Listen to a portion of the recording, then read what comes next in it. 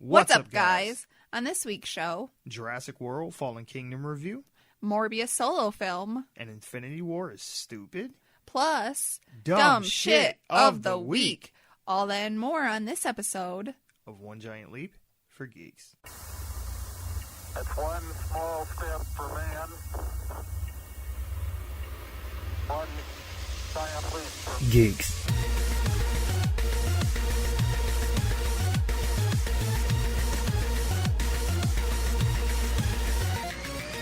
Welcome to another episode of OGLFG, where we talk about movies, video games, and all things in geek culture. I'm your host, Mike C. Squared, and with me is my better half, Amber. Hey guys. So, when you are hearing this, at least when it will be released, it will be the 4th of July. So, happy 4th of July to everybody, America. In the USA. Our Independence Day. Right. Which, speaking of, I am glad that you brought up Independence Day, Amber. I'm actually really glad you brought that up. So, because I am a ginormous geek and I love movies and Amber tolerates me. Tolerates? Right, barely. Every year... Are we gonna listen to you say the speech? No, I'm not gonna say the speech. We're gonna listen to the speech. But yes, we're gonna listen to the speech, yes. Here we go. I know, right? It's like the speech, yes. So, the speech is, every year, on the 4th of July, I listen to the speech. Usually while the fireworks are going off. Yes. No lie. Sit there watching them, and all you hear is the speech in the background, and it's like we keep burying the lead. It's like the speech. What speech? Everyone's like, "What the heck are you talking about?" Right. The speech that we are referring to is the speech from the movie Independence Day. No bullshit. I listen to the Independence Day every year. The speech to that movie that the president gives, like, right before they go off to fight the aliens. So we're just going to take a moment this Independence Day, and we're going to listen to the president's speech from Independence Day. Good morning. In less than an hour, aircraft from here will join others from around the world. And you will be launching the largest aerial battle in the history of mankind. Mankind, that word should have new meaning for all of us today.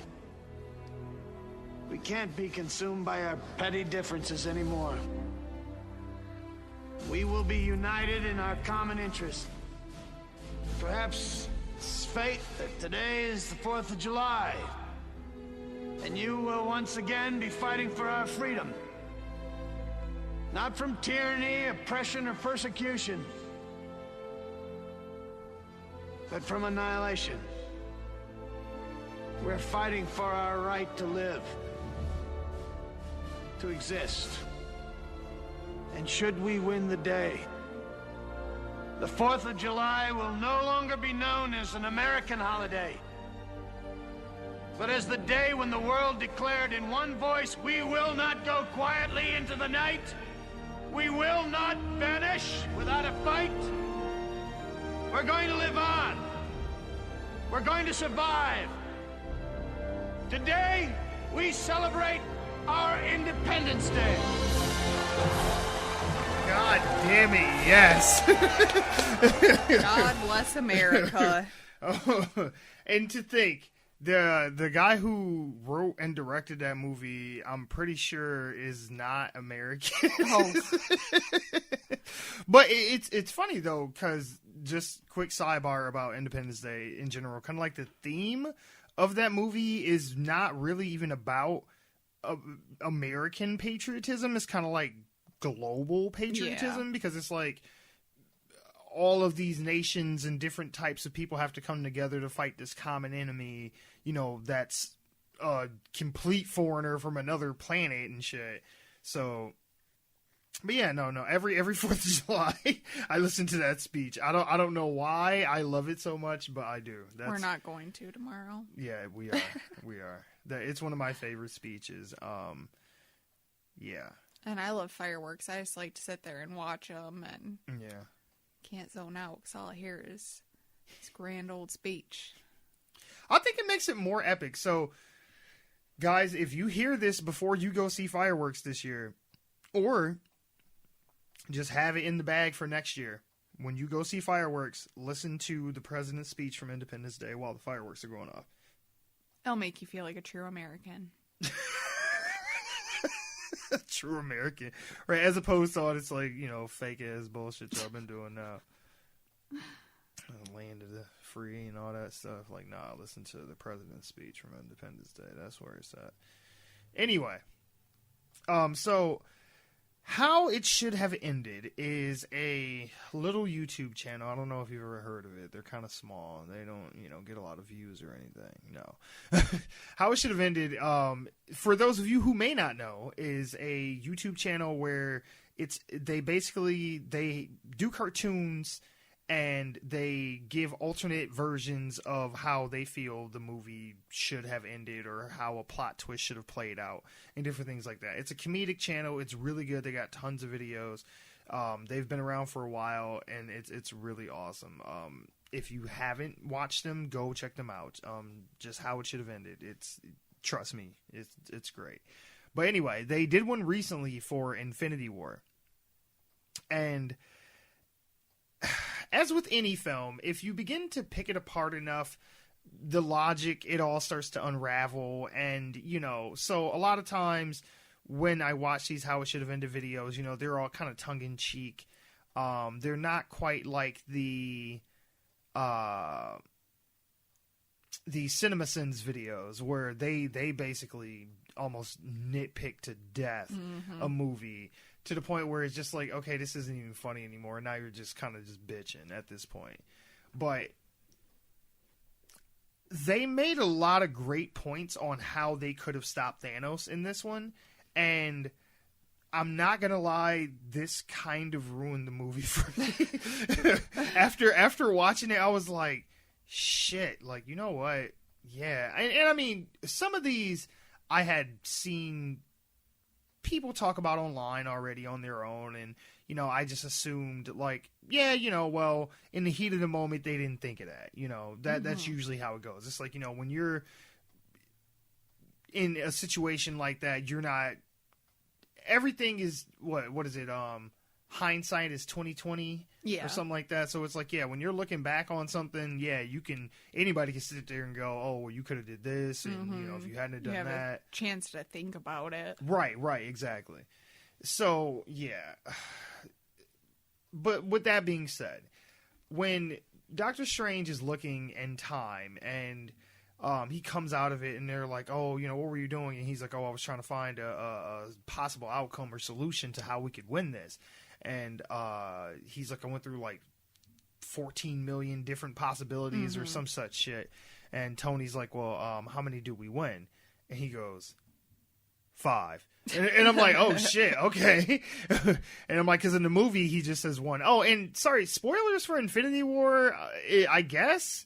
I mean, look, at this point, if you ain't seen it, you didn't want to see that shit. I'm sorry, it's been out too long.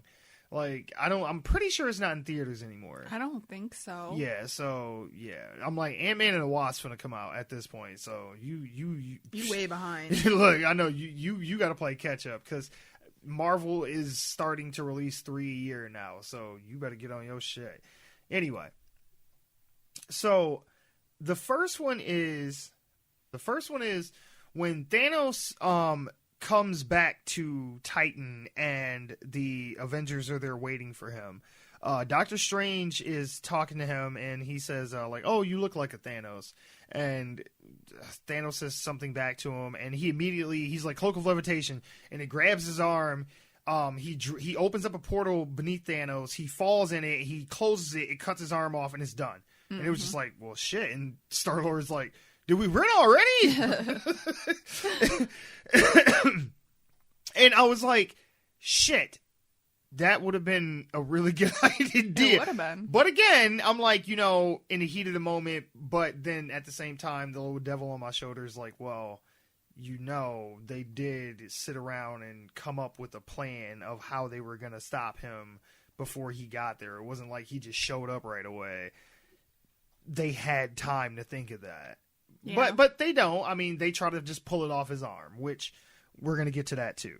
So the next one is when everyone is holding Thanos, and it's like the cloak of levitation's on one side, and he's got like the chains of some such mystical shit, holding Thanos' other arm, and Tony and Peter are trying to pull the gauntlet off, and Mantis is on his head trying to keep him hypnotized, and Star-Lord is oh no, I'm sorry, this one is before that. Because they do this twice. While they're holding him, Doctor Strange just uses the Time Stone and turns back time and turns Thanos into a baby. He made a cute baby. Did he, though? He did. Because he was like, he had a baby's body, but he still had Thanos' big ass head and that ball sack chin. He made a cute baby. But yeah, and then like Tony like adopts him. He's like, "Hey, Pepper, remember how I said I was having a dream about having a kid?" He's like, "There you go." And she like passes out, and he's like, "That is not the strangest thing I've brought home." And I was like, "God damn, Tony, what the fuck else have you brought home?" But then, then the third one is they're all holding him down, and Star-Lord's talking shit at him and trying to figure out what happened to Gamora, and Tony goes, is somebody who's not using their hands right now, can they shut him up? And Nebula just knocks Star-Lord out. They rip the gauntlet off Thanos. They all fall down. The gauntlet flies into the air. Nebula grabs it. She kills Thanos and then drops it. And it's like, okay, that's it. It's done. And I'm like, fuck! They could have did that too. But again, in the heat of the moment, I mean, yes, they could have planned for something like that, but now, the Star-Lord situation is different because everybody gives him shit about that whole thing. They're like, oh, he ruined the whole plan, yada, yada. And I'm like, I don't really feel that they are taking into account the gravity of the situation of what just happened, because nobody said that shit when Tony found out that the Winter Soldier killed his parents. He immediately turned on them and started beating the shit out of Steve. So, it's a movie. It's just how these things go. Exactly. But then after that one, the fourth possible outcome where they win is in Wakanda. Wong opens up a portal and shows up when all of Thanos' forces are outside that big ass force field around Wakanda. He uses the mirror dimension and sends them all away, and then that's it. It's over. Now, granted, Thanos still has to be dealt with, but they have much better odds of stopping him when they don't have an entire army of aliens and shit to fight. Yeah. When it's just him. Right. It's like, yeah, he had X amount of stones by that point, but, I mean, they might have been able to stop him, They might have. I mean, how Thor almost kills him in the movie, which I still have problems with that, but.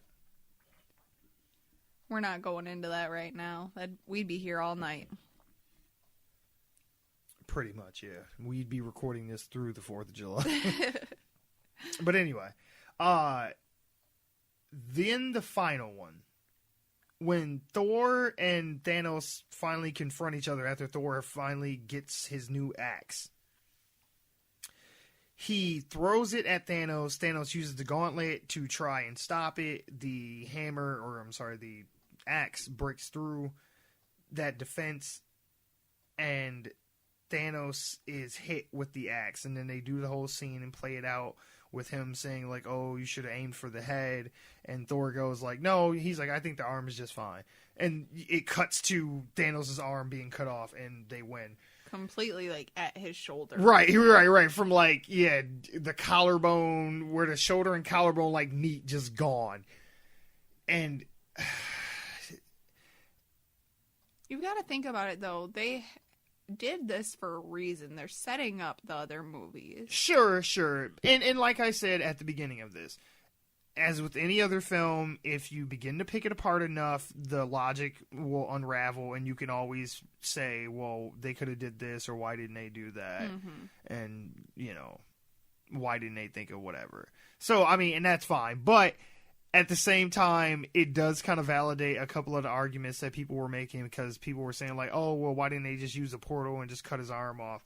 And I was like, well, they couldn't have did that while they were holding him down and this, that, and the other. But the way they showed it in this, with him just using the cloak and then dropping him through it, I was like, yeah, they could have did that. It was possible. Yeah, they could have did that. But, I mean, if we're going to go down that road, then Doctor Strange should be the most powerful, you know, Avenger of them all. Like, he should never have a conflict with anybody, because he could just immediately just pull it around your neck, cut your head off dead. You know, just like every, you know, conflict. Dead. Right? The movies, his movies would be like 10-minute short films and shit in front of Pixar movies. Like, yeah, so. But, I mean, I still love the movie. It did kind of ruin some of the plot points, but the emotional aspect of it is still there for me. So I can still appreciate it for that, if nothing else, you know. Yeah. I'm still crying about Spider-Man. Okay. Whew, moving on. He's not dead. Don't. Speaking of which, speaking of Spider-Man. So we finally have the title for the sequel to Spider-Man Homecoming, or at least we think we do. So Tom Holland has this bad habit of spoiling shit, and like in interviews and different things like that, and it's kind of been this like running joke for a while that he spoils shit, you know. So Don't follow him on Twitter. right, or Instagram or anything like that, because he's gonna spoil some shit. But he put this video out on Instagram, and it is him looking at the camera, and he's saying that he's having a great time at some kind of convention or something that he's at, and that he just got the script for the sequel to Spider-Man Homecoming, and he kind of holds up like his tablet, and it says Spider-Man Far From Home, and it's in the Spider-Man font that the, you know, movie title was in and everything else. So it's not like just some, you know, white letters against a black background or some shit. Or, This was legit. Yeah, it was like official. So yeah, this is the title of the next movie. This one is Spider-Man. The first one was Spider-Man Homecoming, and this one is going to be called Spider-Man Far From Home, which I think that this is confirming my theory of this being a prequel to Infinity War, because that's what has been kind of on a lot of people's mind is, well, how are you going to make a movie that takes place, like how was this movie going to work if we just killed this character in this movie, and his sequel is supposed to be coming out right around the same time as the next one? So how do you advertise it without spoiling something that is going to happen in Infinity War Part 2? Yeah. Or whatever they end up calling it. And this was the solution. Like, we're just going to make a prequel, and it won't have anything to do with what's happening right now. Kind of like Ant-Man and the Wasp. Like, Ant-Man and the Wasp, I'm pretty sure takes place before Infinity War. Okay. And this will as well. So we already know just from, like, rumors and things like that this movie is going to take place in Europe and in England and shit like that. So it's seeming like he's going to be on some kind of field trip. And so he'll be away from New York and shit like that. Michael Keaton is coming back as the Vulture. We know that. And I'm not sure.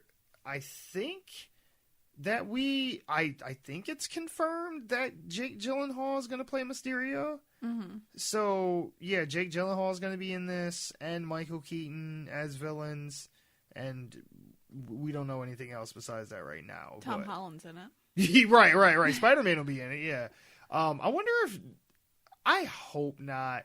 I mean, it would make sense to keep that going, but I hope that Tony's not in it too again. He probably will show up. I know. At I was some going to say point. Robert Downey Jr.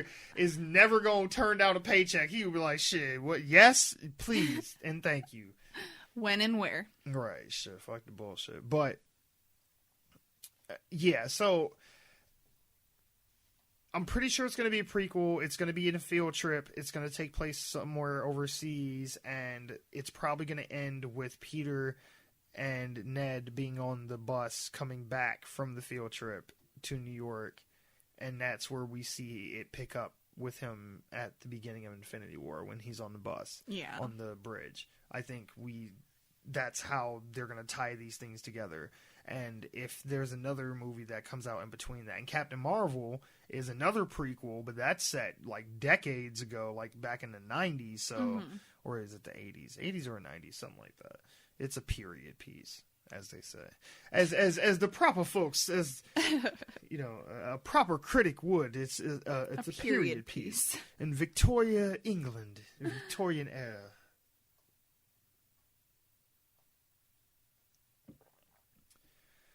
Yeah, I couldn't. I tried to not swallow hard into that one. Anyway, but yeah, so that's going to be coming out soon. So look for Spider-Man: Far From Home. I need to see some promotional shit just to be 100% sure, because they could change the name too. But I like it though.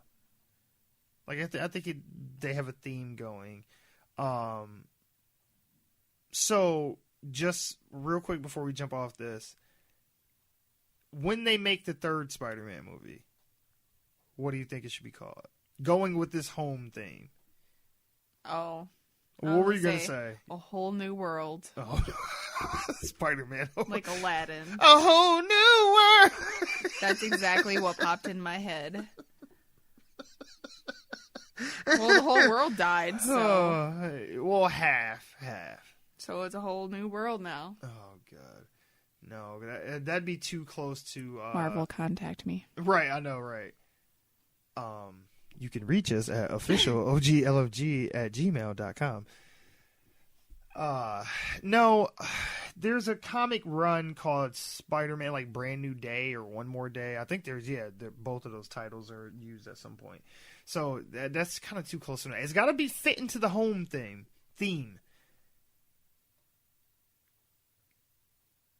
I don't know, just wait to see Spider-Man 3. Right, Spider-Man, homeboy. No. Homeboy.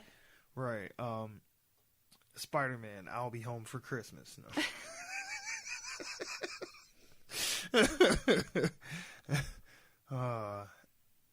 Spider-Man, Home Alone. No, alright. Anyway, alright. It's that time again for America's #1 show, Dumb Shit of the Week. That's right. Dumb Shit of the Week is the show where you submit your findings of dumb shit and we talk about it. Want your submission on the show? Find us on Twitter at GiantLeap4Geeks, or you can email us at officialoglfg@gmail.com. Now here's your host for the evening, Amber. Hey guys. Our first story tonight, Go Straight to Jail, sent by #NoOffenseShow. You can find their show on iTunes and on Twitter at HTNOS. Charles Folk was released from a Florida jail and got a taxi at 1 a.m. to take him home. He told the driver he would pay with a credit card once they arrived. After they get to Folk's home, he tells the driver he cannot pay the $70 fare and that his sister nor roommate could help him. The driver called the police and Folks was arrested and charged with petty theft. He is now being held on a $2,000 bail.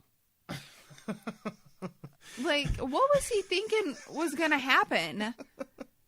Or like he was just going to get dropped off and it's like, hey man, look, just, you know. Can I let it slide this time? Right, just pay it forward, just be a good Samaritan this one time.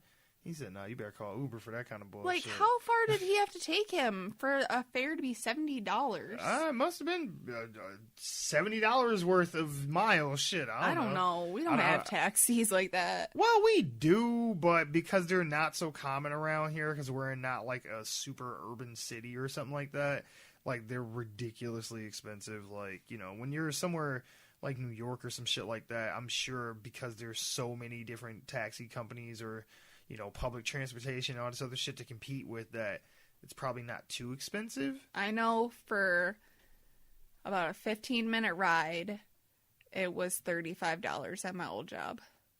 Yeah, but that's what I said. That's around here. But anyway, this motherfucker, what's so fucked up about it is that he had literally just gotten out of jail and immediately went right back. Did some shit where it's just like, I wonder if it was a situation of the guy didn't have the money at all, or it was like, oh, I have like $20 and I ain't ate shit, you know what I'm saying? I want to go to McDonald's on the way, you know. You never know what situation he was in. Right. Look, I want to get some cigarettes and shit when I get out this motherfucker.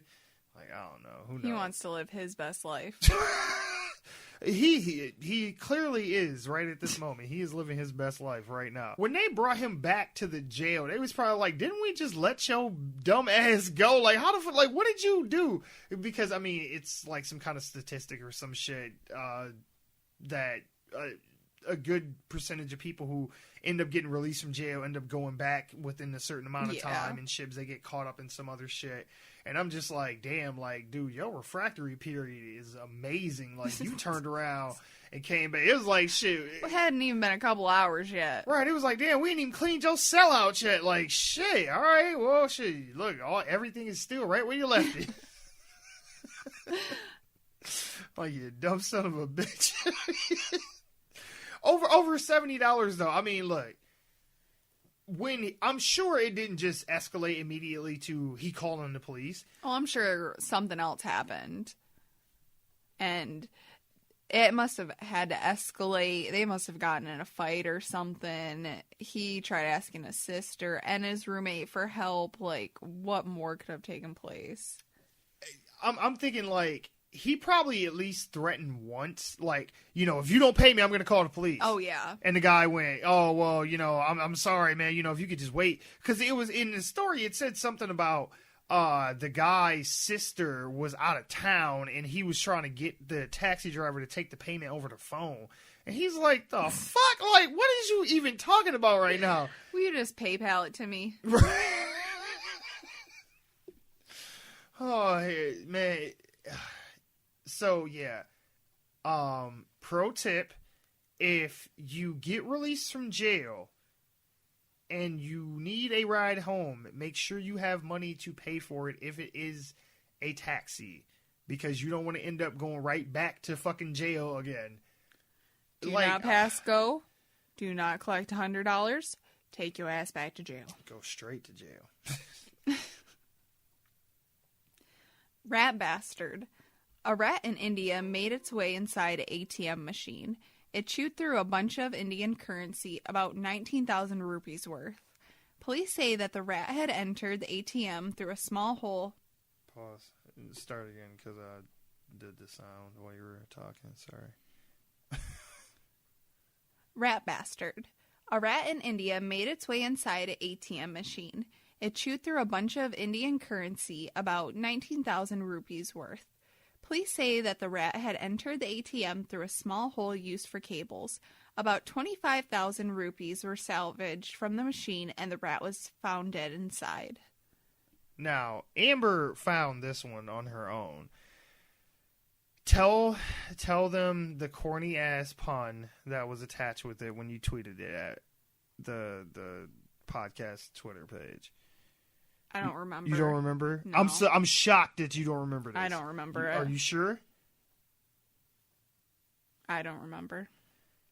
It said, "We wonder if the rat suffered from withdrawals." I was like, get the fuck out of here. Had some major withdrawals right there. 19,000 rupees, right? Which I'm curious as to what that is in American in U.S. currency, in dollars. Regardless, that's a lot. Yeah, I was gonna say it's an ATM machine, so I'm sure it was a good chunk of money. And I'm like, that is some shit for your ass. So I wonder, like, how they found out what had happened. Like, did somebody try to withdraw some money from the ATM and it just went spinning and confetti out. Just fucking shot out? Someone started smelling the dead rat. They thought it was snowing and shit in fucking June. It's like, what is happening right now? Yeah, like that. And I wonder if this is a common thing, like, or if it was just that particular ATM machine had a hole in it that most other ones don't in that specific spot that aren't filled by cables or something else? I don't know. You know, rats are like fucking sponges. Like, they can squeeze into fucking anything, so... And if he ate the rupees, like, he could have probably chewed that hole for himself to get in. Honestly, it wouldn't fucking surprise me. And these is Indian rats, so these motherfuckers could be like super rats for all I know. Shit. They said, we gotta deal with heat and all kind of shit out here. Fuck you. I mean, I guess the good thing is I'm sure the money is insured, so it's like no one's losing anything. But what's fucked up about it is that the poor rat never got out. Like, he lost trapped his life. And died. Yeah. And it's like...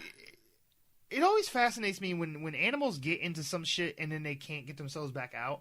It's like, well, you found a way to get in here, so get back out. Like, They're what the not fuck? that smart. Like, you contorted yourself all kind of crazy ways to get into this bitch, but now it's like, oh shit, now I'm stuck. And it's like, or I don't know. It's kind of like, and this kind of relates to my personal life as well. I won't say directly where I've experienced these things at, but just like watching people put things on where it's like it's obvious that it doesn't fit, but you have to keep trying to contort your body in ways to get in it. And it's like, at what point during the point where you had to like put yourself in an ace bandage did you think, you know, maybe I just shouldn't get into this thing? Yeah. Like, it ain't meant for me. But yeah, so anyway. While you wait, from Fernando Estrella. You can find him on Twitter at FR*27. Fernando was waiting in line at a post office in New York. A woman in front of him with earbuds on was playing porn on her cell phone, holding it at an angle for anyone to see in the line behind her. Now, this one, it's not the craziest thing or the weirdest or dumbest thing that we've had. It's just really strange for someone to be doing that. Just probably the weirdest. No, I'll say weirdest. Yeah. But no, go ahead. It's just like, who would be just watching that on their phone out in public? It's not even that. I mean, because, look, motherfuckers be horny and shit. I mean, look, who knows? She might have had a booty call or some shit she was getting ready for.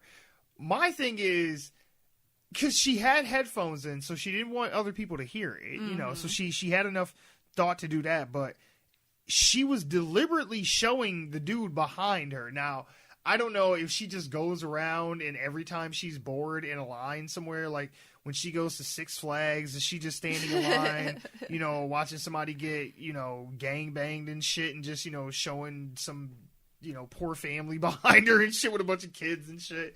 It'd be one way to have people just leave you alone. Yeah, but in the video, the lady, she looks back at the guy, like, and makes eye contact with him, like, while he's filming her, and she looks like she wants him to see and shit. And it's like, well, maybe she wanted to get with him too. I think so. So, I mean, you know, look, Fernando, man, you know, be careful out here. You know, it is New York, so motherfuckers is crazy as hell. I wish I had better advice for situations like that. I mean, I wouldn't have hit that shit either, so I don't blame you for being like, you know, I'm going to go ahead and pass on that one. I'm good. Thank you, though. I do appreciate it. It's like, you know, thanks, but no thanks. But yeah, man, you probably dodged a bullet with that one. But it was funny because he posted a video of it as well as he posted like a picture, like a screenshot of a close-up of what the porn was. Oh, good Lord. And it looked like it was like some white chick either putting a black dildo and or dick in her pussy. I couldn't tell because I couldn't see if it was attached to something else. But yeah, you can tell it's a dick of some kind going into her. And I was just like, okay, all right, well, you know, I hope you got ad block and, you know, virus protection on your phone while you doing this shit. But, you know, hey. Yeah. I don't know. And it's weird, too, because it's a chick. Because usually you hear about dudes getting caught watching porn in public and some weird shit like that. But the fact that it was a woman, it was an older woman, too. Like, she wasn't, like, young. And I was just like, that's some weird shit, man. And only in New York. It's like shit at the post office of all fucking places. I don't know why that's so funny to me, but because it's in the post office, just because it's such a random. You would never even kind of think you'd see some shit. You'd never think somebody would be balls deep in somebody else on someone's phone at the post office. Remember, Dumb Shit of the Week is your show, so send in your submissions. Every week, we'll compile them, read them, and shout you out for sending it. So keep them coming. You can send it to us on Twitter at GiantLeap4Geeks, or email it to officialoglfg@gmail.com. So, in the continuing quest to make a good video game movie, we are blessed to be receiving a Sonic the Hedgehog movie, which I can't even pretend. I'm like, video game movies are a lost cause at this point. Good video game movies. I mean, I did not get around to seeing the most recent Tomb Raider or the Assassin's Creed movie, but from what I've seen, the general consensus is they are both bad. Boo. So the only good video game movie, honestly, is Mortal Kombat, in my opinion, but, you know. No, it's still bad. No, what? No, I don't know. Like, Doom was, that was pretty bad, actually. I don't know, and it's hard for me. A lot of people keep trying to lump Wreck-It Ralph into that, but I'm like, no, that don't count. I'm like, good. That movie is no. Well, it don't count because it's good. No. The reason it don't count as a video game movie is because what we mean by video game movies is that it is adapted from a character who is in video games as the source material, and they are adapting it from the games, not a character who in the movies is a video game character. Mm-hmm. That's not the same thing. So I'm getting this from Deadline. It says that sources said that Jim Carrey is negotiating to star in the Paramount film in the role of Robotnick, a villain in the live-action / CGI adaptation of the hit Sega video game. The pick stars James Marsden and Tika Sumpter and is directed by Jeff Fowler. Sonic must stop Dr. Eggman from completing his plans for world domination is basically the gist of this one. So, it'll basically be like the games, but yeah, like what I was trying to figure out is it sounds like it's going to be a CG / live action mix, so it'll be real people, and then like Sonic will be CG, and probably Dr. Robotnik will be CG, or Eggman, or whatever the fuck they call him. So Jim Carrey's just gonna be talking to himself. Yes, that's what I'm getting from this, is that it's gonna be more of a voiceover than actually him, doing something. And I mean, don't get me wrong, I'm both happy and sad about this. I'm happy because he's doing something comedic again, and that's good because he's been kind of going through a lot of shit, and he's been going on these kind of weird, depressed, rants and shit, and he's like painting and doing all kind of other stuff. So I'm like, I just want to see Jim Carrey just be goofy again for a bit, just seem happy again. So I'm glad that he's doing something comedic again, but it's basically just voiceover. He's gonna pull a Bradley Cooper, and he just gets to go in a studio, or Vin Diesel. And, well, not quite Vin Diesel. I mean, he just got to say, I am Groot like 8 times, and then he just get a check, and he get to go home. Hopefully, this won't turn into Alvin and the Chipmunks, because that's what every time I hear a CG live-action movie, that's the first thing my mind goes to is the Alvin and the Chipmunks movies. I'm like, oh, God, please don't be that. Please don't be that. Please don't be that. But I got a feeling that that's what it's going to end up being like. I'm just going to sit here and keep my mouth shut. Like, I know, right? No, go ahead. I enjoy those movies. Oh, God. I do. This is what I live with. Oh, well. It's funny. We went and seen Philip Phillips a few months. Oh, God. Which I will say, shout out to Philip Phillips. It was actually a good show. I don't necessarily care for your genre of music per se, but it was a good show. I did have a good time. I will not lie. Anyway. My life was made. When the night that we went and seen that, the next morning, it was the next morning, we woke up in the hotel, and Alvin and the Chipmunks was on the it was TV. on. Yeah, you were looking at me kind of weird, like, where is this going? I was like, it was playing on TV, and I've never sat and watched that movie, but I've seen it in bits and pieces, but it was playing. I watched a good, maybe 15 minutes of it or so, and I was just like, oh my God, like, this is terrible. So yeah, when I hear CGI live action, that's what I think of. Like, this technically doesn't count because it was not CGI, it was just 2D animation, but Who Framed Roger Rabbit, I think, is the best version of one of those movies where it's people and, either animated people, characters, or CG characters. I think that's the best version of that I've ever seen, but, I'm kind of biased because I saw that when I was a kid and I loved that movie.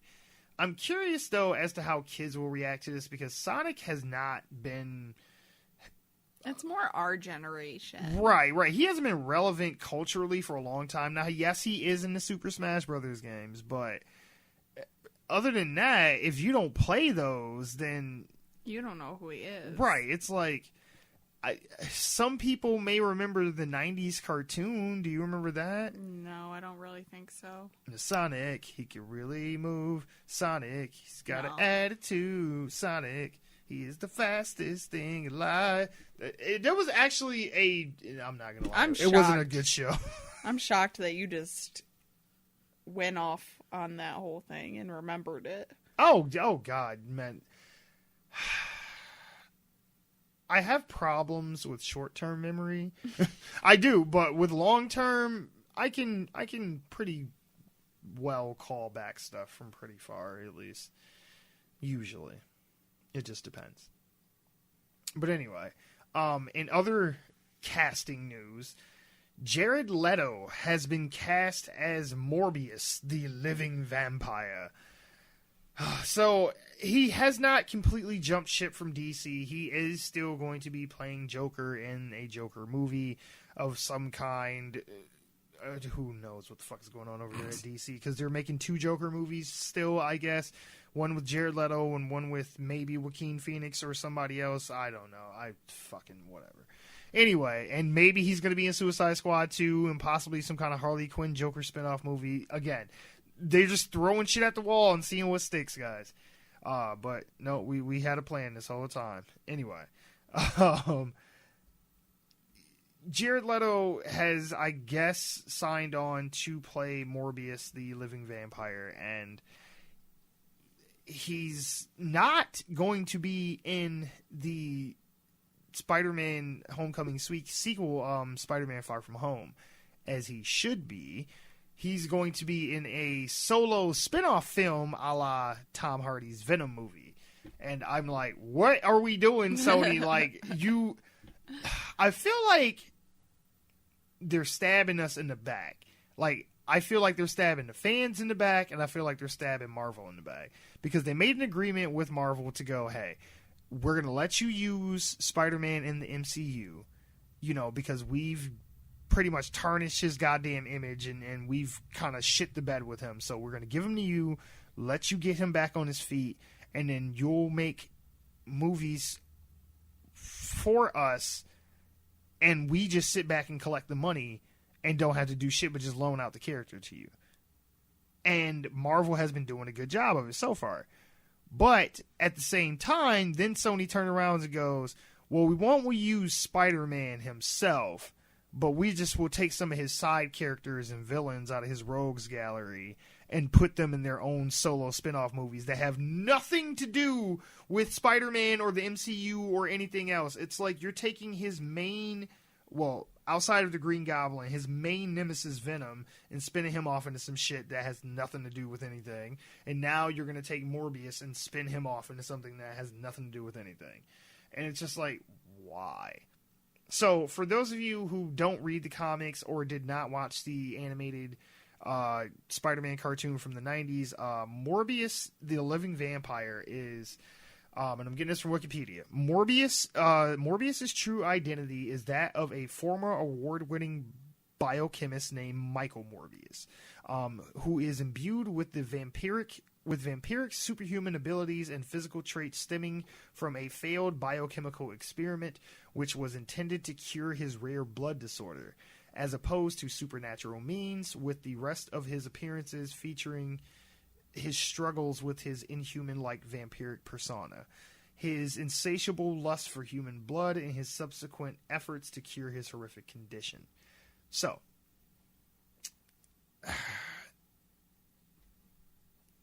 Amber loves Jared Leto. I'll basically watch anything he's in. Pretty damn much. And I like him enough. He's okay. I don't love him as an actor, but I like him enough. I even like his band. I like 30 Seconds to Mars. I mean, I liked him in Dallas Buyers Club. I think that's the movie that turned me into like a true Jared Leto fan. Yeah, I like him in American Psycho. He's been in a couple other things I've liked. So I didn't see Blade Runner 2049 yet. So that one I don't know about. But I mean, most of the things I've seen him in, he's pretty good. Except fucking Suicide Squad. But my thing is, I'm like, Jared Leto is probably much better cast as Morbius than he is the Joker.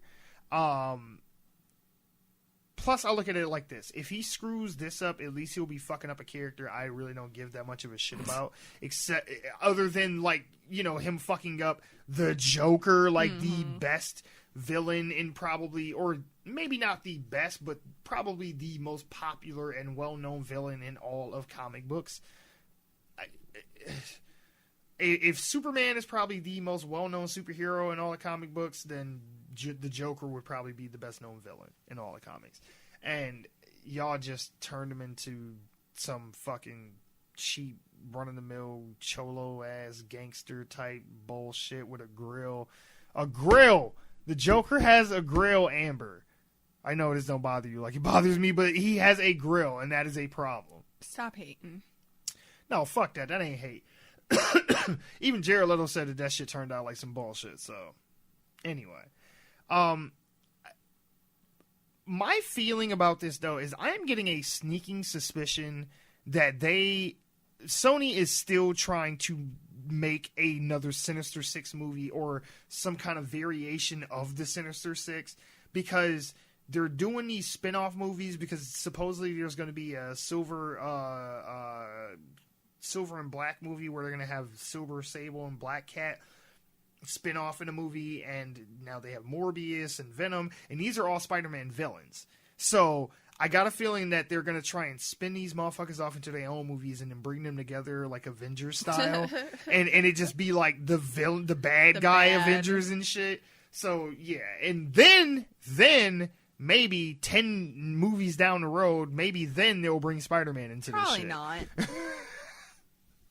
I'm just like, I don't fucking care about this shit. We'll just have to see what it turns out to be. At this point, I'm like,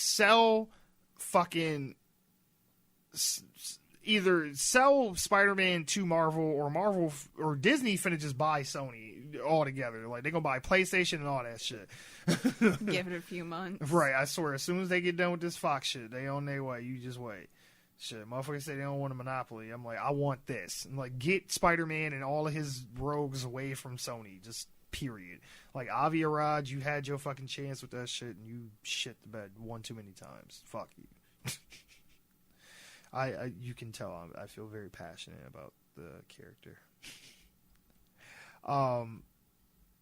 But yeah, I know you don't know much about Morbius, but you love you some Jared Leto. So... I would say I don't know anything about Morbius, but I love me some Jared Leto, so I'll probably end up watching it.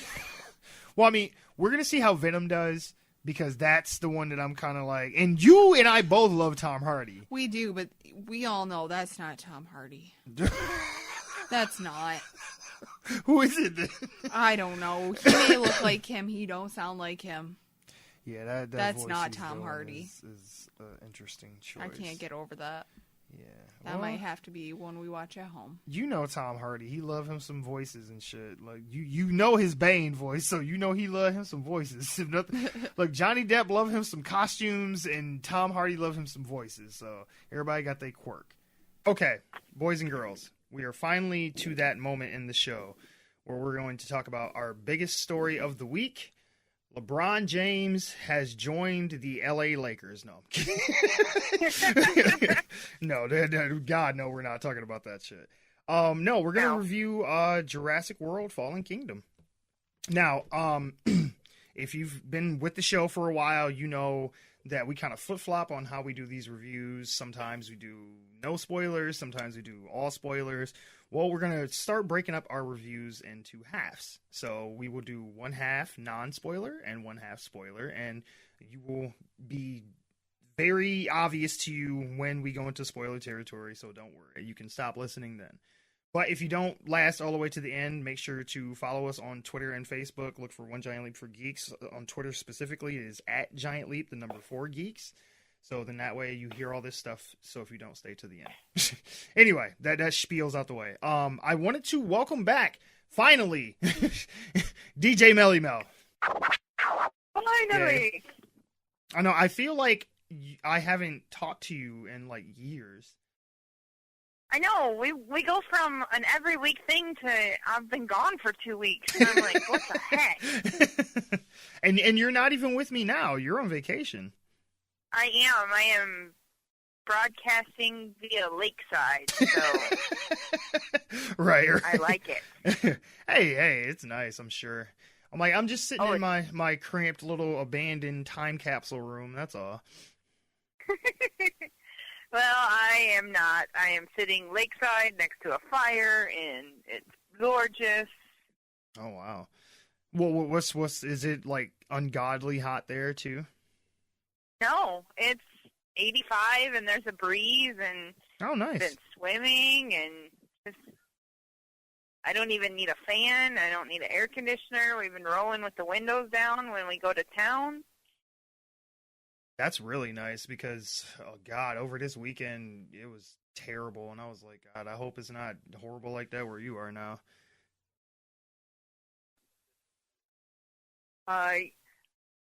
You're actually receiving some lakeside photos via Kik, so maybe we can chat with our listeners. Oh, sweet.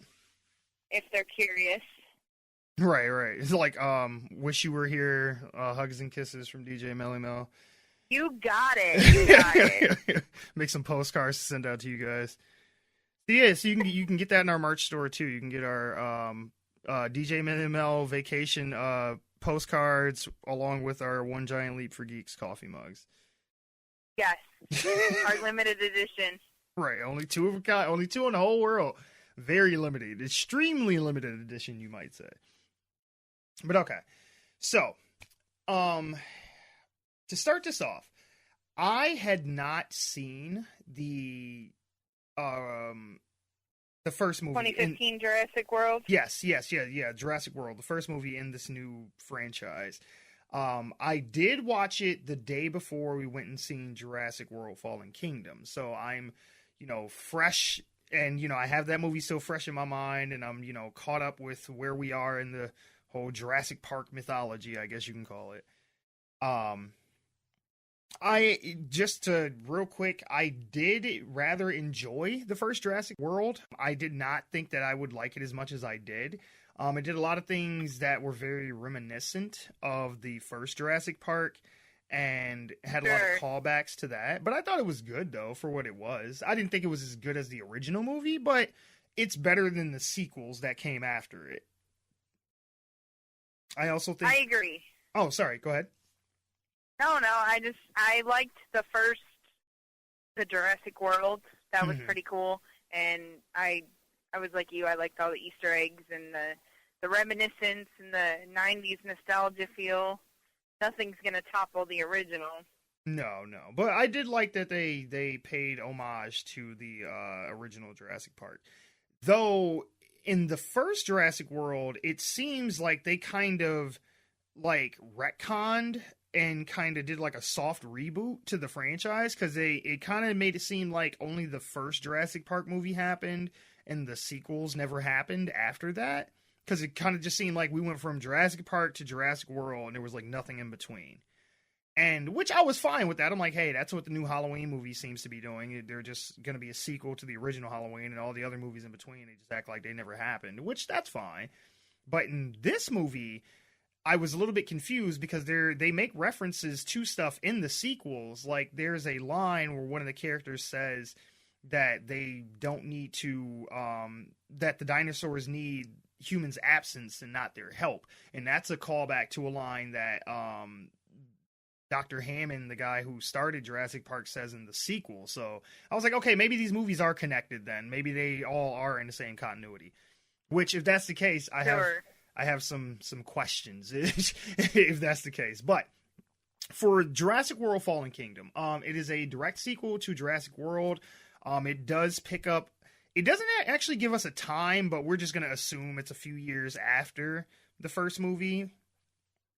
Yeah, it's kind of implied that it's a couple years after. Yeah. So I guess we can just assume it's been the same amount of time since the movie came out. So we'll just say 3 years later.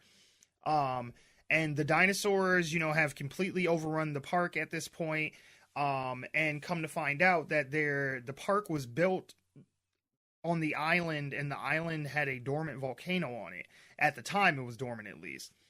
Well, the volcano ended up becoming active again, and there was this activist group that Bryce Dallas Howard's character works for, who wants to try and save the dinosaurs off the island because they're going to die because of the volcano. They have this like congressional hearing. What's his name? Jeff Goldblum. His character comes back. Yeah. Mm-hmm. And he gives this speech to Congress, and basically he says that he feels like they should just let the dinosaurs die on the island, that they shouldn't bring them back, that they should have never brought them here in the first place, and that this is just nature trying to correct man's mistake. Bryce Dallas Howard, her character is approached by this corporation who wants to save the dinosaurs. She is asked to go recruit Chris Pratt's character to help them catch Blue and a few other species of dinosaurs and put them on some kind of reservation so they don't die. And that's basically the premise of the movie. Obviously, there's plot twists and things like that after that, but for the most part, this is what the basic, through line of the movie is supposed to be. They're trying to save the dinosaurs from becoming extinct again. Right. I want to say my general thoughts on the movie. I did like the action sequences in the movie. I did I really enjoyed the scene with the ball, the little like hamster ball that they're in when they're running from the dinosaurs as the volcano's erupting. Like, that scene's really cool. And that scene was in the trailer. Yeah, and that's in the trailer. When I saw it in the trailer, I thought that was pretty interesting. Oh yeah, because they do something similar in the first Jurassic World, but that scene where the kids are in the hamster ball and they're about to be eaten by the Indominus Rex, but it doesn't go on as long as this one does, and it's not as many moving parts because they're kind of like caught up in this stampede and they're running with the dinosaurs away from the volcano. It's actually really cool, and just how they get out of it by the end when they're in water and everything else. Like, that whole scene was good. They have some hand-to-hand fights with like some humans, fighting each other, and I thought those fights were shot pretty well and the choreography was good.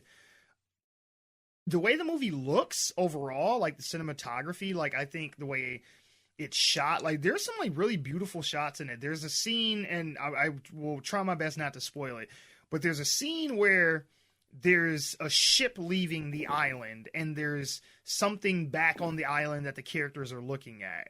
And it's a really like beautiful scene, and it's kind of like heartfelt and sad and stuff like that. But I think that was done really well. What about you? Like, did you like how the dinosaurs looked in this one as opposed to the last one? Because in the last one, they were, I think, all CG just about. And in this one, it looked like they kind of had a mix of CG dinosaurs and like animatronic dinosaurs. I mean, they had more of a original feel to them because, back in the 90s when they had the original Jurassic Park, it wasn't necessarily the most popular thing. So they had to use the animatronics. Sure. And so I kind of liked how they had a very original feel to it, the way that they shot the dinosaurs and made them actually look like they were real. I thought that was pretty cool. Yeah, no, I like that too. I thought that blending the two together had a better result than if they just were all CG, because that was the one thing about Jurassic World I didn't like, is they looked kind of fakey and kind of rubbery, especially like when they were fighting and stuff.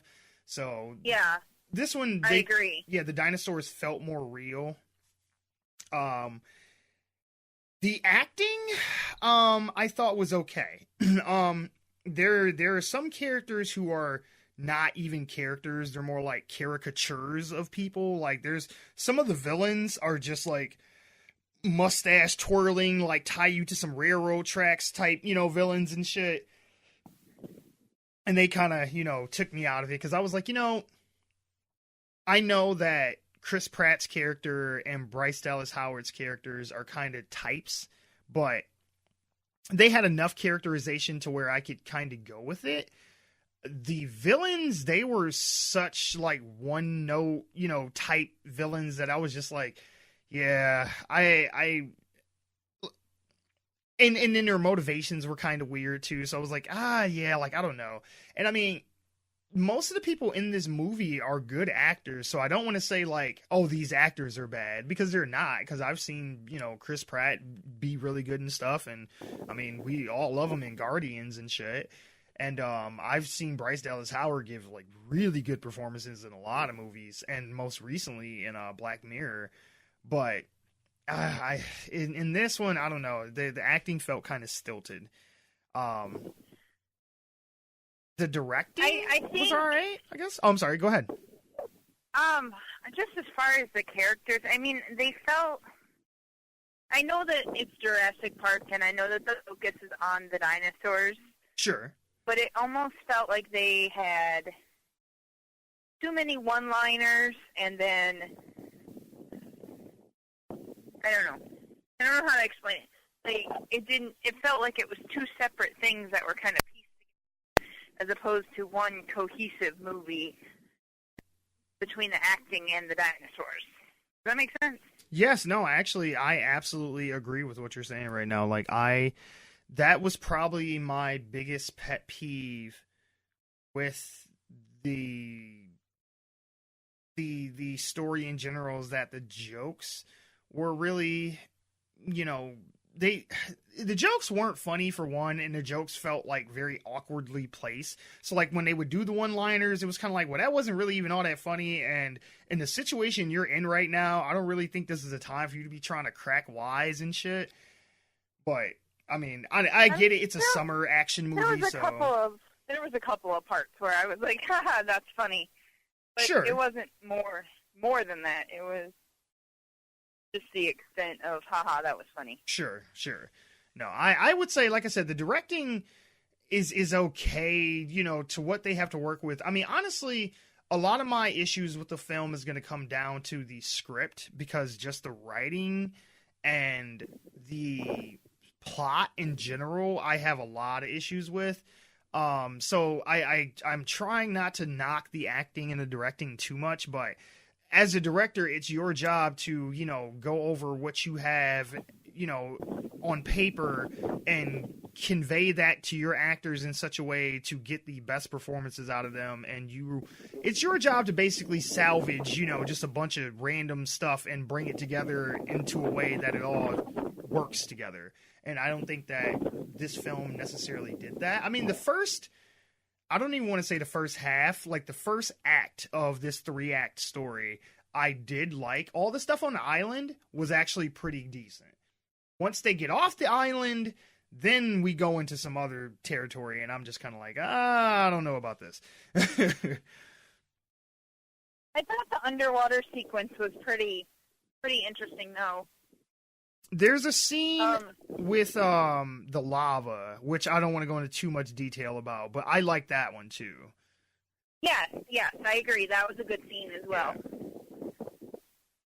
But you were you were saying something else. Oh, I was talking about the opening sequence where you see they're underwater, their quest that they were doing underwater. I really kind of... Oh, yeah, really, the sub. Yeah, okay. I know what you're talking about now. That was a very creepy scene, but it was executed well, I think. Yeah. Oh, yeah. It felt... This movie feels in places, for the most part... Okay, I guess for the first act, it's an action movie, but there's a lot of it towards the end that's like a horror movie, and that very beginning of the first act kind of give you... like what to expect for that like horror movie vibe that they were going for, I guess. Yeah. Because I felt... I'm sorry. Jurassic Park is not a horror movie. No, by no means. Not a horror movie. Now, I mean, it does have like some horror elements in it, like when the raptors are trying to get the kids in the first Jurassic Park. I mean, that part is kind of scary, but that's such a short, small part of the movie that it doesn't really, change what the movie is overall. This was a bit different. Like, this was kind of the opposite, where like a small part of it is like an action movie, and then the rest of it felt like a horror movie.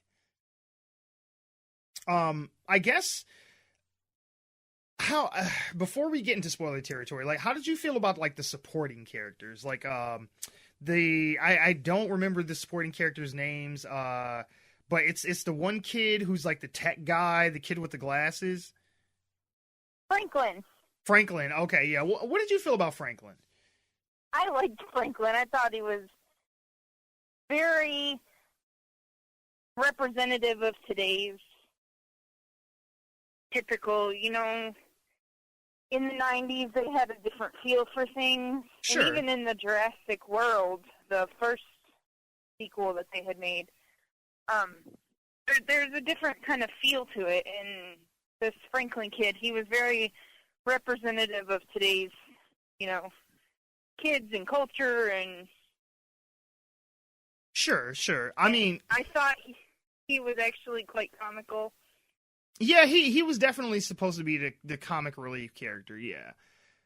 But when I was referring to, like, a lot of those, like, jokes that I didn't think landed very well, I was kind of talking about, like, his character, because with him, there was a lot of stuff that he said, like, when he's afraid to get on the plane, and he's like, I don't like this, I don't know if I can do airplanes, and I'm like, you do know you're going to an island with a bunch of dinosaurs on it, right?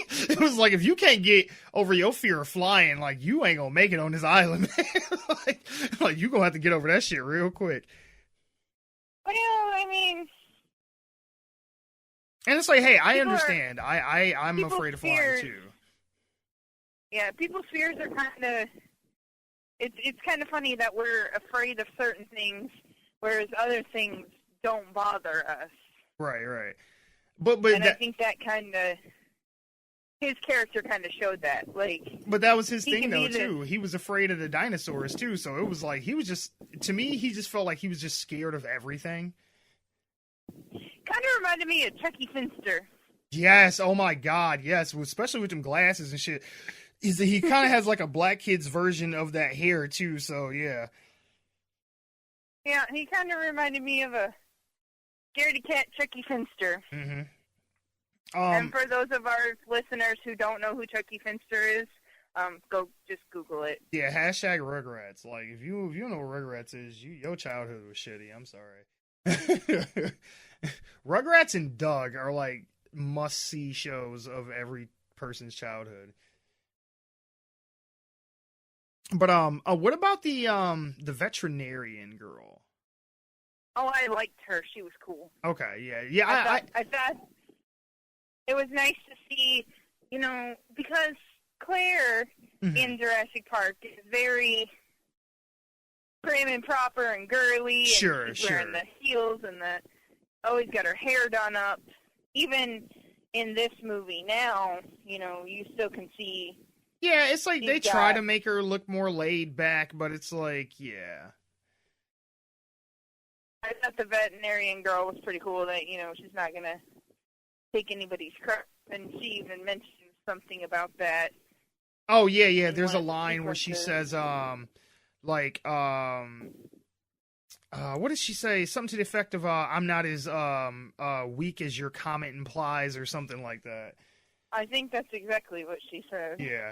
And I was like, okay, I like that. I don't know. I guess I like the line.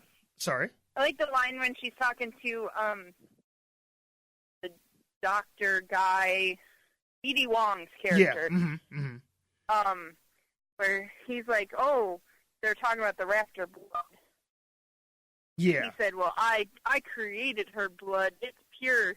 She's like, "Yeah, that might be well and good, but I did a blood transfusion with the T-Rex. So Right. it's all kind of stuff." right. It's all fucked up now. Right. Okay. I guess. And I'm glad that you're back for this one too, because I finally figured out a rating system. I've been saying forever that I was going to come up with some kind of rating system for when we do movies and reviews and stuff. And For our reviews, yes. And I finally figured it out. Now it's I figured it's simple enough, but it gets the point across. Okay. Okay. So here we go. World premiere, One Giant Leap for Geeks rating system. All right. So it's going to go really fucking liked it, meh, hated it, and really fucking hated it. So I figure everything will fall somewhere in between those 5 things. All right. Because I figure meh is kind of like a neutral, and then you have liked, really fucking liked, hated it, and really fucking hated it.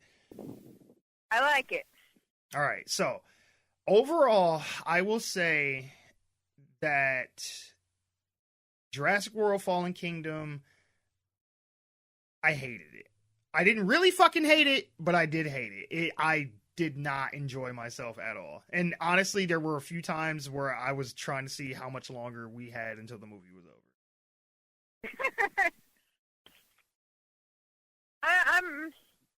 I want to say meh.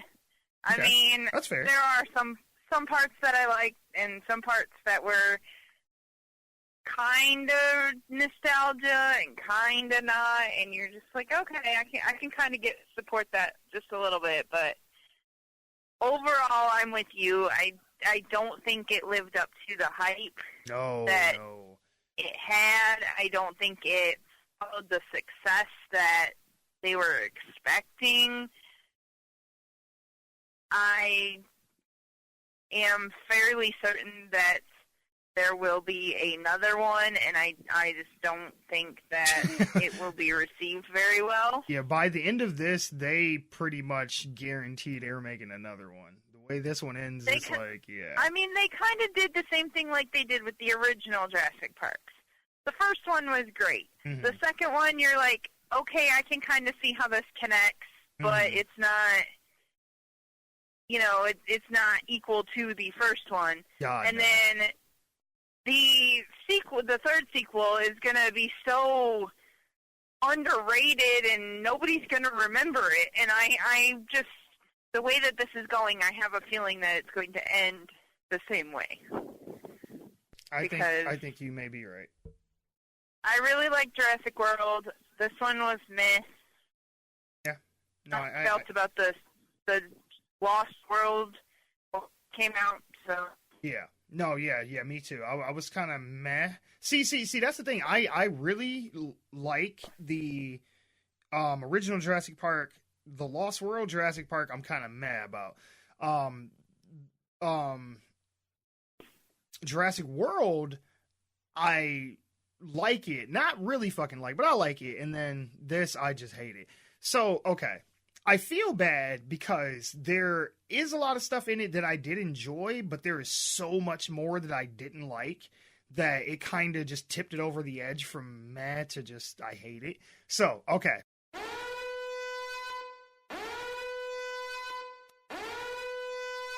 From here going forward to the end, spoilers. So, this is your opportunity to hurry up and get to your phone or your laptop or whatever you're doing and stop listening to this. But we are going into spoiler territory. You have been warned. First off, the raptor that they make in the movie It has genes from the Indominus Rex and from Blue, right? Is what they say? Yes. Yes. Because that's why they need Blue to imprint on that new raptor so it'll follow orders from Blue, I Correct. guess. Which...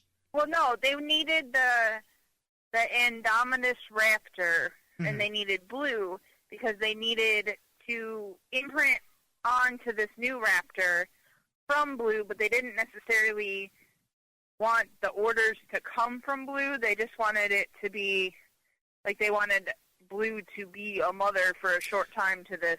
I see, so kind of to teach it to take creepy commands raptor. from humans and shit. Because Blue kind of Yeah. made the other raptors fall in line, so they want Blue to get the Indoraptor Right. to fall in line. Okay. So they needed her to be able to basically train other raptors that they were going to make of this Indominus Raptor. Oh thing. yeah. Now, the funniest part to me is when they because you don't see this new raptor that they've created till like the third act of the movie. Like, he doesn't show up till towards the end. And when they do, it's during this auction that they're having in the basement of this mansion. And they bring him out, and he's like, I present to you the Indoraptor. And I was like, is it just me? Or I'm like, is the raptor made out of weed? Is that what he's trying to say right now? I'm like, is it like the Kush Raptor or some shit? Because when he was like, the Indoraptor, I was like, wait, is that really what you're calling it? I mean, I get it. It's a play on Indominus Rex and, just a Velociraptor, so they just combined them together. But I'm like, Right. you could have called it what you've been calling it, the Indominus Raptor, not the Indoraptor. I'm like, when I hear Indo, I think of weed. I think of Friday and shit like that. That's what I think of when I hear Indo. So when it was like the Indoraptor, I was like, oh, you can smoke him. Oh, he's going to be great on the battlefield. That'll be nice. But, Yeah, I thought the name was stupid. I'm like, yeah, all they right, could have called it first of all- anything else. First of all, you're taking DNA from a dinosaur that you killed off and mixing it with another raptor that you've genetically modified. This stupid name, and then That's what's so crazy about it is the Indoraptor. He's made from the Indominus Rex and Blue, but the Indominus Rex is made from like a whole bunch of other animals. So he's probably like 13 different dinosaurs in one. Between the Right. Indominus Rex and Blue, I'm like, Lord knows what he is. I'm like, I'm surprised y'all could even call him a raptor because there's so much other shit in him. He really didn't look like a raptor. Not really. He looked big. Especially with his arms, too, because he didn't have those little, like, small raptor arms. He had, like, big arms, because for a lot of it, he was, like, crawling around on all fours, and then he would, like, stand up on his hind legs and shit. Yeah, it was a big dinosaur. So the Yeah. fact that they called it a raptor at all, Yeah, I really had issues with that. I was like, he doesn't have the traits of a raptor, like, physically or just how he acts. I mean, the only thing that you could say that No. made him a raptor was that he was really smart. But other than that, which, that's a whole other can of worms. Like, okay, what drives me crazy in the Jurassic Park movies, especially these most recent ones, Jurassic World and Jurassic World Fallen Kingdom, is these dinosaurs are so smart.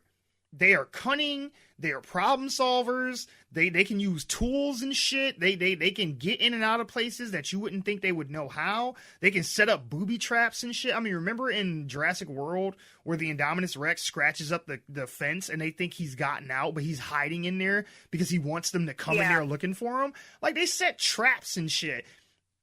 But when it comes, and that's all good when it comes to killing the bad guys.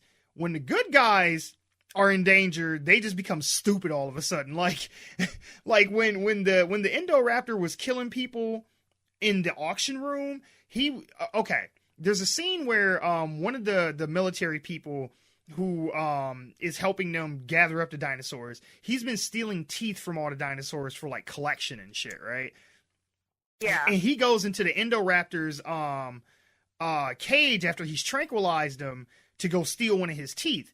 Now he goes in there, and the Indoraptor, he's laying down, and as he's trying, Basically, he's playing possum. yes, as he's trying to pull the teeth out pull the raptor's tooth out, he kind of like raises his tail like he's gonna smack him and like kill him, and then the guy like looks over his shoulder and the tail falls down.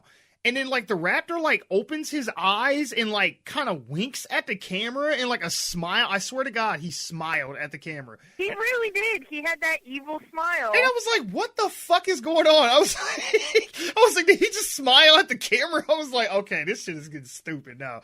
And then he ends up, obviously, killing the guy because he was just playing possum. He wasn't really knocked out. I guess that wasn't enough tranquilizers to knock him out or whatever.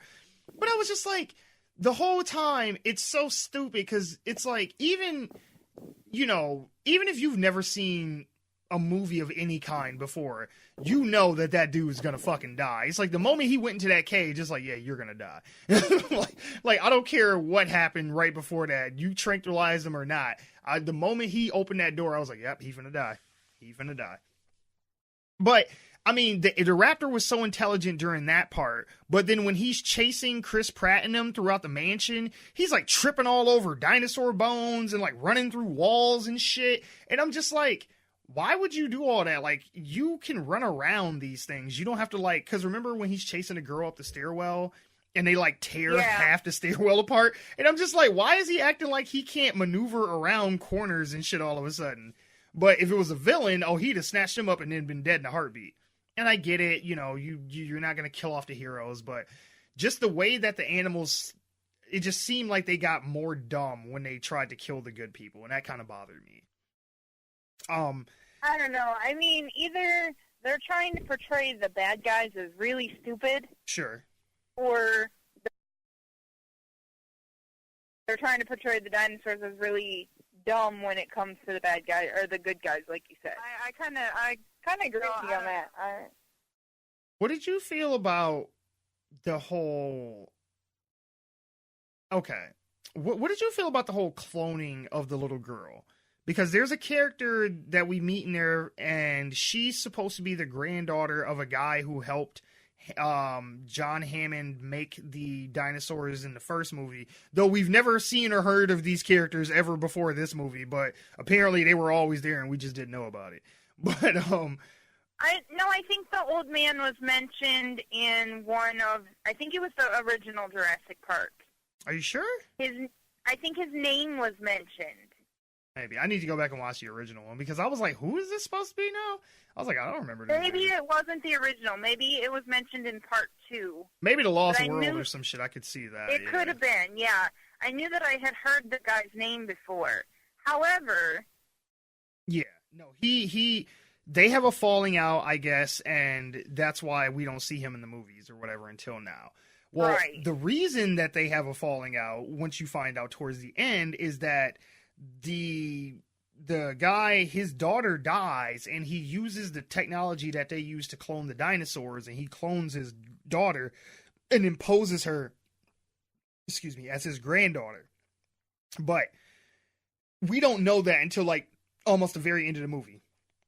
Right. Now, it that is kind of a stretch to be like, oh, we can clone people now, too. But hey, if you can clone the dinosaurs, you can clone anything. Fuck it, I'll let you have that. My thing is, if we can clone humans in this universe, why does anybody want the dinosaurs at all? Like, the dinosaurs are irrelevant at that point. If you can clone humans, then that's all you need. You could just clone you a bunch of soldiers. And if they can manipulate genes and shit... go ahead. I'm sorry, say it again? Sorry, Mel, I didn't hear you. Say it again? It's still a loss of human life, I guess. Sure, but at the same time, look at it this way. If you could clone humans, you could just have your regular soldiers make clones of them, and then when they get hurt on the battlefield, just take whatever organs and, limbs they need from their clone. It'll always be compatible blood types and everything else because it's just a copy of them. I get it. Now, I get it. I don't want to rewrite the movie and be like, oh, well, y'all should have did this, but... When we were watching the movie, I thought that the little girl was a clone. Oh, yeah, me too. From, like, the moment they said, when he was like, oh, you look just like your mother, and she was like, do I? And he was like, exactly. And I was like, oh, yeah, she a clone. Like, as soon as he said it, I was like, yep, she's a clone. she's not who I thought was cloned. Yeah. I You were thought- thinking that, what was it, the girl from the first Jurassic Park? Yeah, because the little girl asks, "Oh, did my mom ever go to Jurassic Park?" And the old man says, "Yes, a long time ago."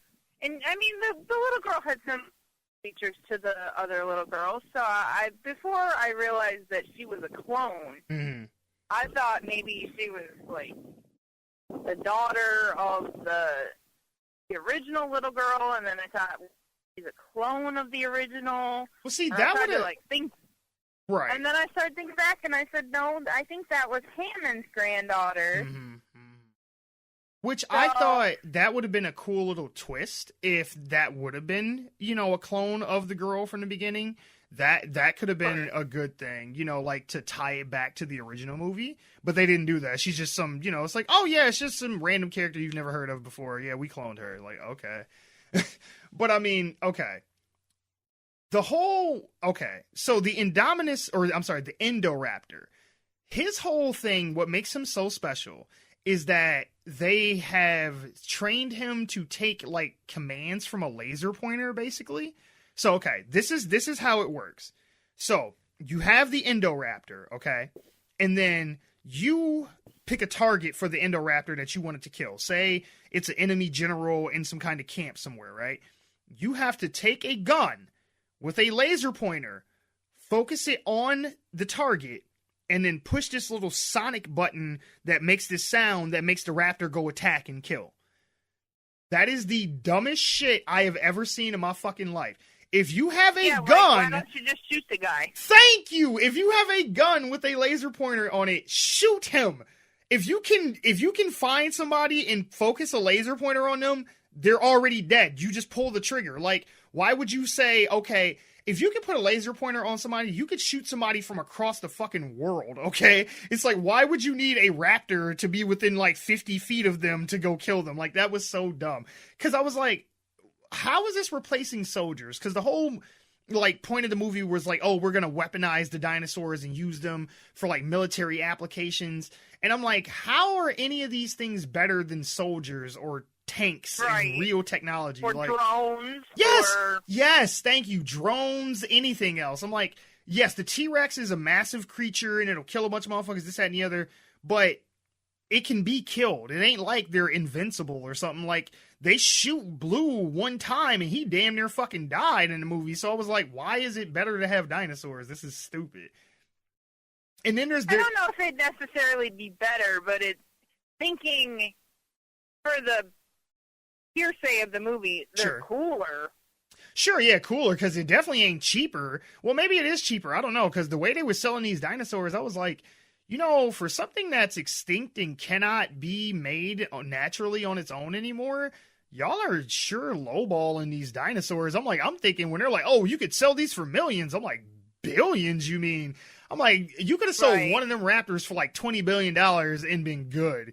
Like, they were selling dinosaurs for like 10 million, 20 million. I was like, that's it? You're like, win Who Wants to Be a Millionaire and you buy a dinosaur. Right, pretty much. Because it was so just odd. Just, like I said, the story just takes a weird turn because after they leave the island, the rest of the movie takes place in that mansion. And it gets so dumb. Like, they get locked up. I'm sorry. How big is that freaking mansion? I know, right? We saw the air out of it. Uh-huh. But then it's a mansion plus the secret lab. Yep. Plus they've got room for 12 different species of dinosaurs. Yep. 11 that they pull off the island, and then this Indoraptor thing. Mm-hmm. So, come on. But then they still had extra space, remember? Because they had a cell that they put Chris Pratt and Bryce Dallas Howard into. And I'm like, how big is this fucking mansion exactly? Because like you said, they have the jail cell at the bottom where they're keeping the dinosaurs. They have the secret lab where they're growing the dinosaurs. They have the auction room where they're selling the dinosaurs. And none of this shit is in the mansion. This is all below the mansion. And then the mansion upstairs, it's like, not only how big is this whole thing, but how did the old man not know about any of this shit? Because it's revealed, because the granddaughter tells him, like, oh, they're going to sell the dinosaurs. They're not really going to save them, this, that, and the other. And he's like, oh, you must have misheard them. Go to bed. And then he calls the guy to his room, and he's like, oh, I know what you're doing, and this, that, and the other. You're going to call the police, which was dumb, because I was like, yes, he's going to call the police on himself. Like, the moment he told him to call the police, I was like, he's going to kill your old ass. But how did he not hear the construction of them building all this shit underground? He didn't hear the raptor roaring in his house when they were growing it and shit? Or the fact that it's his house, so he would have had to pay for it. Right. Now, it's implied that the one guy... the Mills guy was in charge of his finances. Yeah, like he was running the estate and everything. But at the same time, that makes me go, well, why did he even turn on him in the first place and want to sell the dinosaurs and kill the old man? He was going to probably inherit all that shit when the old man died anyway. Right. So it was and like... he already had control of the dinosaur, the money. Exactly. That the guy had. What was the point? He was basically that guy's power of attorney, but then he turned evil for no reason. I was like, why even do that? And he was going to take the little girl, too, after the old man died. So I was like, if you could have did all this anyway, why even bother with the fucking dinosaurs? Like, it just made no sense. Know. Like, whoever wrote this shit just need to never write a script to anything else again. Because I was like, a lot of the shit that we're doing, it makes no sense if you stop and think about it. Because I'm like, all this money you're supposed to be making, he got to split it with that one guy that he was working with to do the auction in the first place. And then for what they're selling each dinosaur for a piece, they're not really even making all that much fucking money. I don't even think they made $1 billion off of all the dinosaurs they sold. And then it was really dumb because they brought the Indoraptor out, and the Indoraptor was supposed to be like a prototype, like he wasn't done yet, I guess. Yeah, what was up with that? If you're going to show off something, don't do it in the middle of an auction and be like, oh, well, it's not for sale. But it's not for sale. It was so dumb because they're like, oh, look at this, and they're talking about how cool it is, and they're demonstrating how it'll kill people on command and all this other shit. And then people just start bidding on it, and they're like, oh, no, it's not for sale. And it's like, then why did you even show them this shit? You've already sold a bunch of dinosaurs anyway. Why even bring him out? It was like, oh, this is going to be the next batch of dinosaurs we're cooking up. Which, again, made no sense because I'm like, well, once you sold these other countries the dinosaurs, they can just take it, figure out how y'all made it, and just make more. And, that's funny because one of the... I think it was B.D. Wong's character. He had mentioned something like that. Yeah. Mm-hmm. Yeah. Once they sold off the Indoraptor, he's like, well, now the whole world knows. Right. And they have the key to making more, yeah. Whoever's buying this Indoraptor now has the DNA basis of how to make a dinosaur. Yep. That's absolutely right. And then, I guess... My biggest complaint of the whole movie, this is what made me go from meh to I hate it. Because all the other stuff we've talked about up until now, this is how I got from I'm liking it to meh. Now we're going to get to the one thing that completely turned me over to I hate it. It almost moved into... Them freaky arms on that stupid Indoraptor? Not that, though that was weird and it bothered me and shit. And I was like, why is he toying with the people he's trying to kill? It was so weird. It reminded me of Insidious or... Yeah, it reminded me of Insidious, where they had that long arm and these weird, like, Krampus-looking fingernails and... Anyways, what took you over from meh to the fact that you hated it? The ending. Okay, so at the end of the movie, there's been this poison that's been let out into the mansion, and the ventilation system is broken, and so all the dinosaurs in the basement are going to suffocate and die. And the only way to save them is that they would have to let the dinosaurs out. And Bryce Dallas Howard's character, she goes up, I think her name is Claire, and she goes up to the button. Claire, yeah. Okay. And she goes to try and hit it, and then, Chris Pratt tells her, he's like, you got to really think about this. Like, if you do this, we can't go back. It's like, there's no putting... the cat back in the bag. Once you let them out, they're not on the island anymore.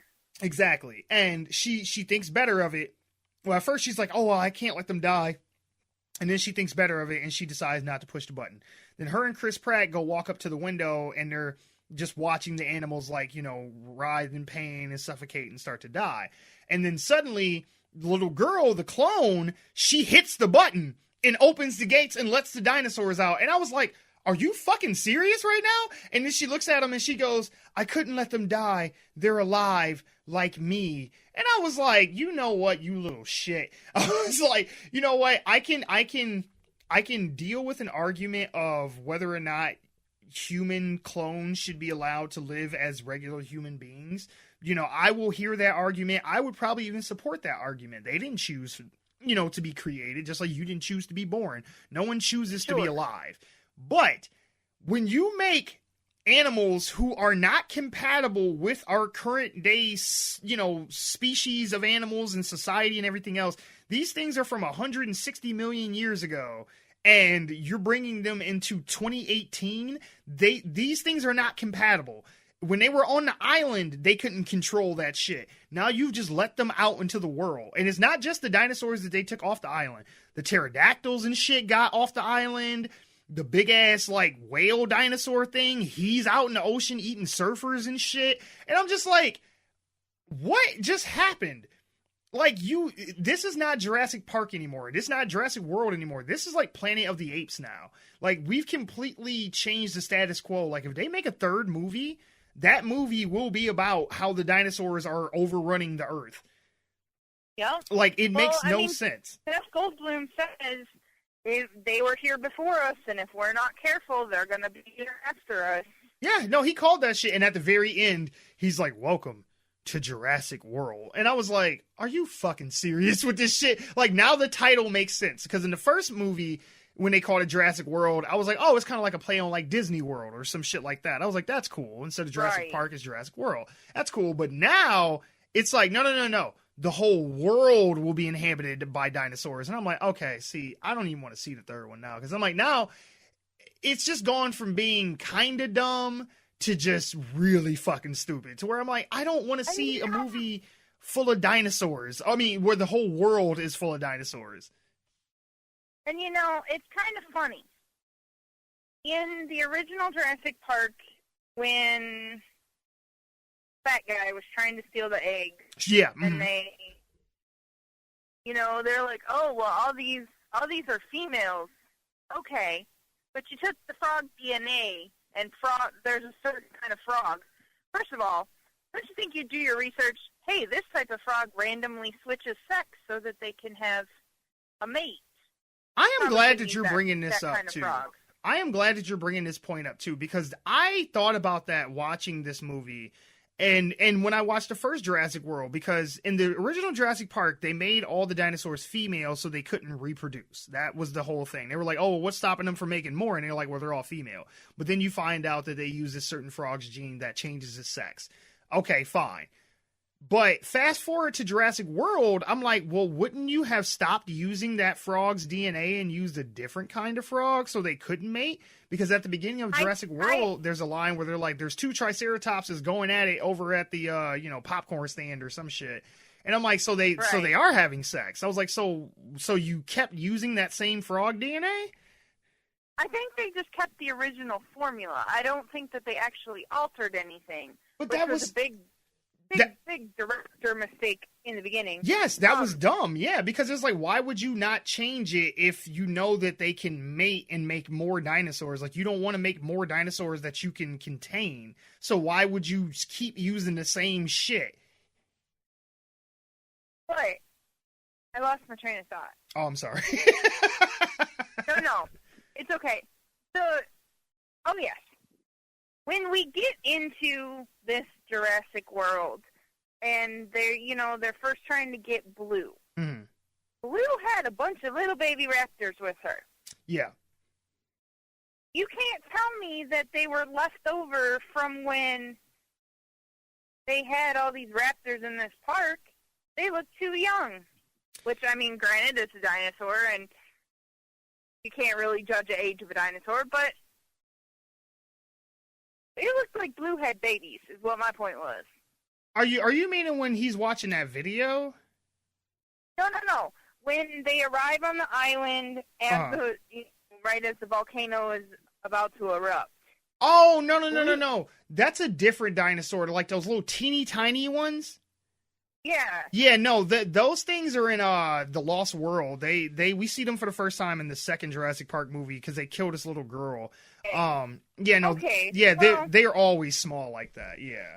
I thought that they were little baby raptors because I knew that they had the small dinosaurs, but they also had like the raptors, and I was thinking that's why she got all. I mean, or you could be right, because there was a couple scenes where, I wasn't sure, like, what dinosaurs were what in it.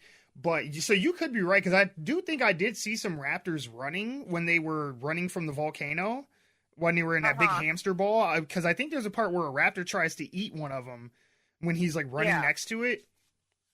Right. I don't know, man. Like, I don't want to just completely shit on the movie, but honestly, if you like the original Jurassic Park, you probably won't like this as much. If you like the Jurassic World movie, you probably won't like this as much. Yeah, because I'm like, the whole element of what makes Jurassic Park fun to watch is that that these people are in an area where they can't easily just escape. Because it's like the whole thing that gives these movies tension and stuff is like, yes, we have the technology to where if we needed to, we could kill these dinosaurs, but you're at a place where you don't have access to that, and they kind of have the upper hand because, like, you're in a jungle and all this other shit. Once you bring them into the city, all it takes is a fucking couple tanks and some jets, and you can wipe them out in like a week. It's kind of funny. There was foreshadowing in the beginning of the movie when they're underwater and they're getting the Indominus Rex bone. And the guy that's controlling the gate gets eaten. Which we don't get to see him get eaten, but you see his little keypad go flying and he gets eaten. And the underwater gate that's keeping that big giant... Like the whale dinosaur? Yeah, the big swimming one. Sure. The gate doesn't get closed because the dinosaur eats the guy controlling the gate and then stomps on the little keypad thing. Right. So that's foreshadowing for the end of the movie where, oh, hey, all these dinosaurs get to roam the world because what's going to keep that big guy exactly in the little puddle? Which I had an issue with that, too, because in Jurassic World, that pool that he's in, that is in the middle of the island. That is not by the water. So in this movie, when the gate don't close, he just swims out into the ocean. And I'm like, that shit wasn't connected to the ocean in the last movie. Actually, they even made it a point to say in Jurassic World that they put it in the middle of the island so he couldn't get out and swim into the ocean. So they like changed where the thing is sitting at for this movie so he could get out. I was like, he shouldn't be able to swim out into the water because it's not connected to anything. It might not have been connected at one point. The island was a volcano. Volcanoes erupt. And sure. Maybe something happened, and some water ran through to where he could get out. Sure, okay, that's plausible. I'll give you that. But I thought it was dumb that the pterodactyls never got off the island until the end. Because I was like, what was stopping them from leaving? They could just fly away. Yeah, I've always wondered that. Even back to the beginning.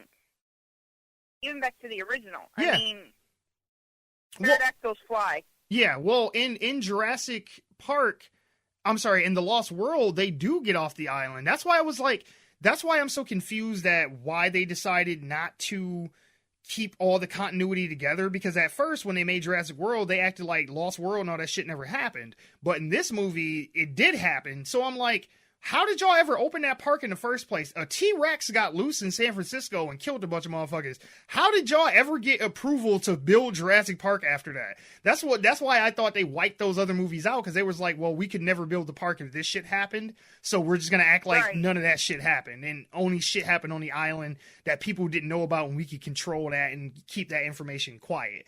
But if all the other movies happened, it was like, well, of course this was going to turn out bad. It turns out bad every time we do this shit. Like, how have y'all not figured this out yet? That's why when people were, like, bidding for the dinosaurs, I was like, you know that this is going to turn bad. And plus, it makes no sense to want a living creature as a weapon when a non-living creature works much better. If I build a tank, Right. I can put a tank in a garage for the next 20 years and put a key in that bitch and start it up, and it'll start like brand new.